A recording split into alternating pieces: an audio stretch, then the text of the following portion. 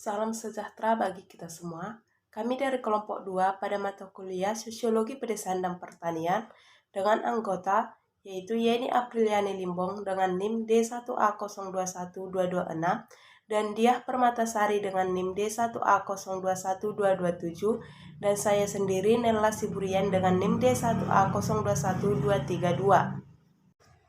Di dalam video ini kami akan memaparkan materi dari kelompok kami, yaitu kebudayaan tradisional masyarakat desa. Mungkin kita juga sudah mengetahui apa itu masyarakat tradisional. Masyarakat tradisional adalah masyarakat yang kehidupannya masih banyak dikuasai oleh adat istiadat lama, atau dapat dikatakan di dalam masyarakat itu adat istiadatnya masih kental.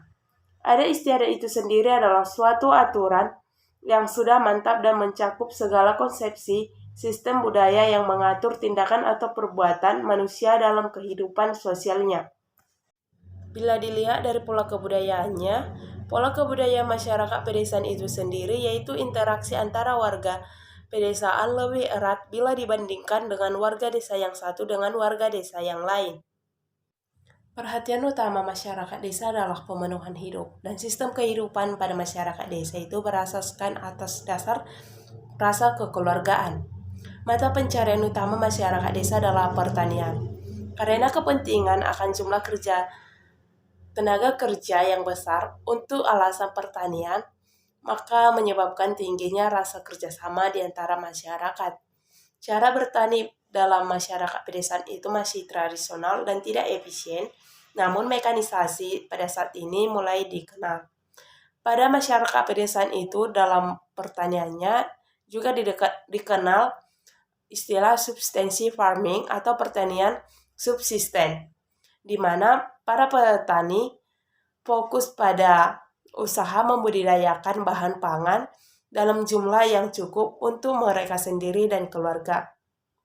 Atau dapat dikatakan masyarakat di pedesaan itu atau petani pada masyarakat pedesaan itu fokus untuk memenuhi kebutuhan hidup saja.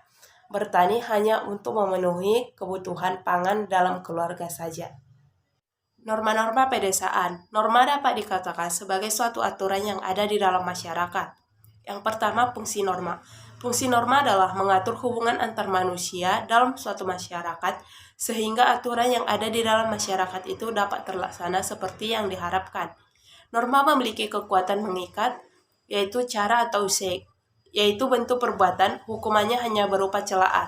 Yang kedua yaitu kebiasaan atau folkways, yaitu perbuatan yang diulang-ulang dalam bentuk yang sama. Yang ketiga yaitu ada istiadat. Ada istiadat adalah aturan yang sangat mengikat sehingga melibatkan punishment. Yang kedua, tata kelakuan atau mores pada masyarakat pedesaan itu bersifat memaksakan dan juga melarang melakukan perbuatan-perbuatan tertentu sehingga anggota masyarakat menyesuaikan diri dengannya. Perkenalkan, nama saya Yeni Apriliani Limbong dengan NIM D1A021226. Karakteristik dan tipologi masyarakat pedesaan. Yang pertama adalah karakteristik masyarakat desa. 1. Pandangan yang sempit di kalangan petani sehingga sulit maju. Pandangan yang sempit menyebabkan kesempatan untuk maju selalu terbatas. Hal ini dapat dilihat dari ungkapan-ungkapan masyarakat yang memiliki latar belakang budaya yang berbeda. Misalnya, orang Jawa mengungkapkan bahwa lakune wong urip gumantung nasibe dewe-dewe, yang artinya orang hidup itu tergantung nasibnya sendiri-sendiri. 2. Ketergantungan sekaligus curiga terhadap pemerintah. Hubungan antara petani dengan pemerintah cenderung kurang harmonis bila pemerintah memperlihatkan gaya kepemimpinan yang otoriter. Dengan demikian, tidak adanya keterbukaan dan kebebasan menentukan pilihan menimbulkan rasa curiga terhadap pemerintah. 3. Rasa kekeluargaan yang tinggi atau familisme. Adanya rasa kekeluargaan dan keagraban yang tinggi di antara orang-orang yang memiliki tali kekerabatan. 4. Enggan untuk menciptakan atau menerima ide-ide baru. Kondisi ini ada dalam masyarakat desa yang relatif belum berkembang disebabkan oleh sumber daya alam yang cukup menghidupi mereka. Masyarakat baru akan menerima ide-ide baru kalau sumber daya alamnya tidak mendukung lagi atau mulai berkurang. Selanjutnya adalah tipologi masyarakat desa. 1. Tipologi desa berdasarkan mata pencarian. A. Dewa persawahan. Sebagian besar masyarakat mengolah sawah atau bertani. Hal ini didukung oleh kondisi alam yang masih luas untuk kawasan persawahan. B. Desa perladangan. Sebagian besar masyarakat melakukan aktivitas di ladang. Hal ini didukung oleh lahan yang cocok untuk aktivitas perladangan.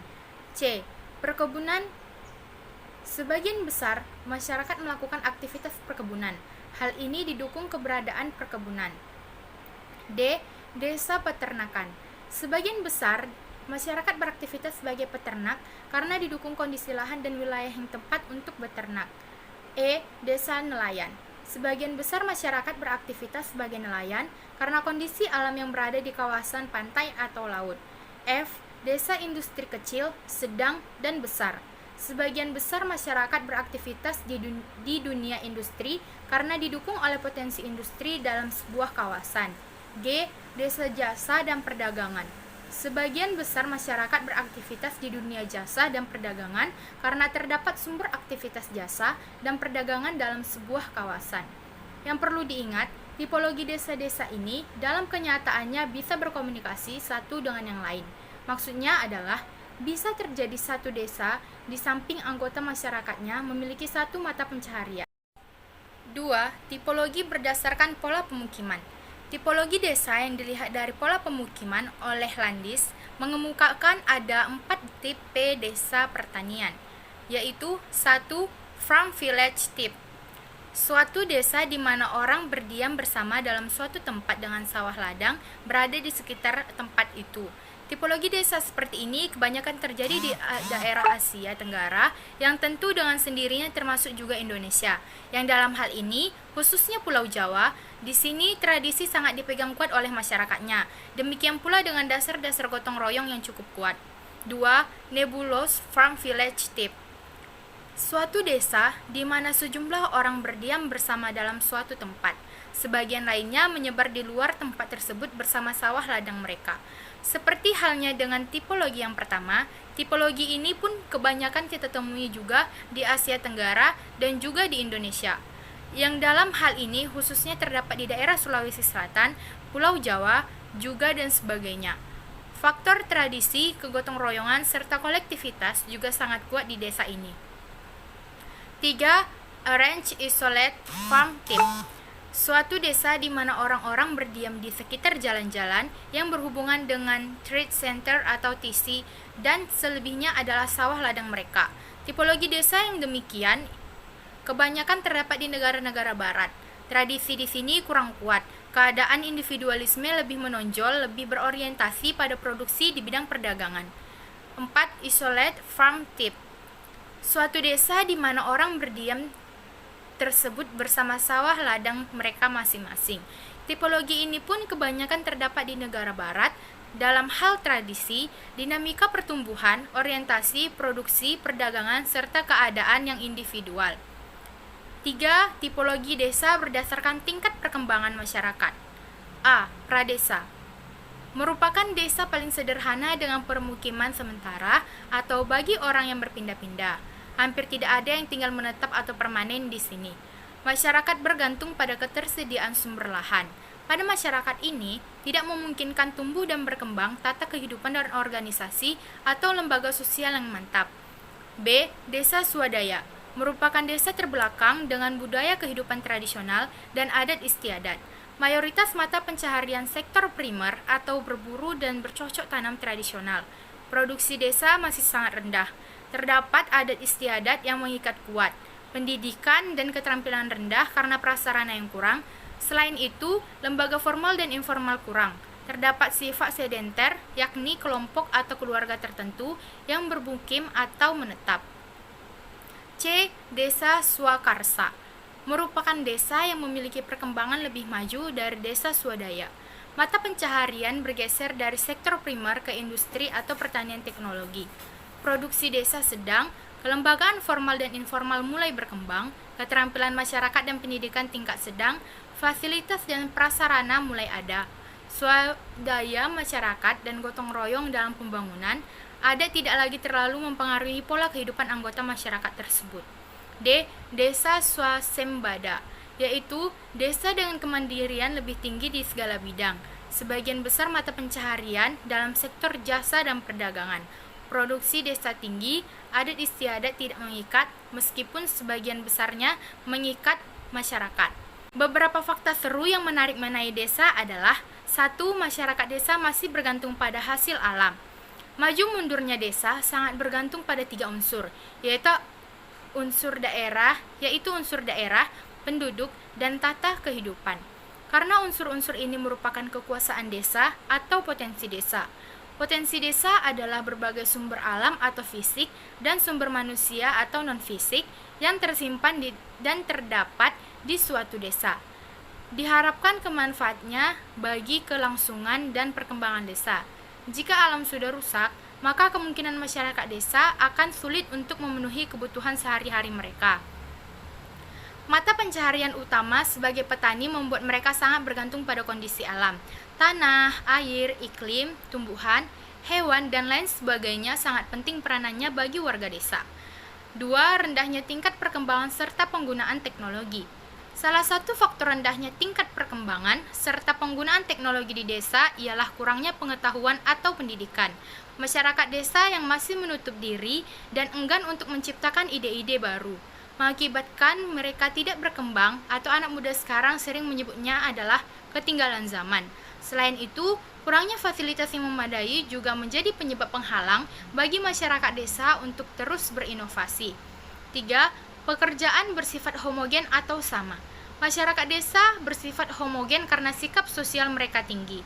Mereka menganggap ikatan saudara di pedesaan mereka sangat erat, sehingga mereka saling membantu satu sama lain. Contohnya adalah tradisi Batobo. Tradisi Batobo adalah sebutan untuk gotong royong yang biasa dilakukan untuk meringankan pekerjaan pertanian seseorang. Dengan demikian akan lebih cepat selesai dan lebih mudah. Ada 3 makna di dalam tradisi Batobo yang khususnya ada di Kampar Riau, yakni nilai tolong-menolong, kerjasama, dan senasib sepenanggungan. 4. Masyarakat pedesaan cenderung mempercayai hal-hal mistis atau tahayul. Nah, perspektif masyarakat desa yang masih kuno menyebabkan mereka masih mempercayai dan melakukan hal-hal mistis. Bahkan pada beberapa desa sering dijumpai sesajen atau persembahan yang kalau masyarakat bilang sebagai bentuk menghormati roh atau jiwa dari orang yang telah meninggal. Ritual demi ritual pun dijalankan untuk kesejahteraan mereka. Contohnya adalah pada desa Tunbaba. Mereka akan melakukan ritual untuk pembukaan lahan. Masyarakat Tunbaba ini menghayati konsep hidup menyatu dengan leluhur mereka di setiap kehidupan mereka dengan memegang prinsip dunia orang hidup berimpitan dengan dunia arwah. Ritual ini nanti akan dipimpin oleh tokoh masyarakat yang memiliki otoritas adat. Urusan tanah yang disebut Mafeva. Dalam ritual ini mereka menggunakan korban hewan dan nasi sebagai persembahan. 5. Menjunjung tinggi rasa solidaritas antar sesama.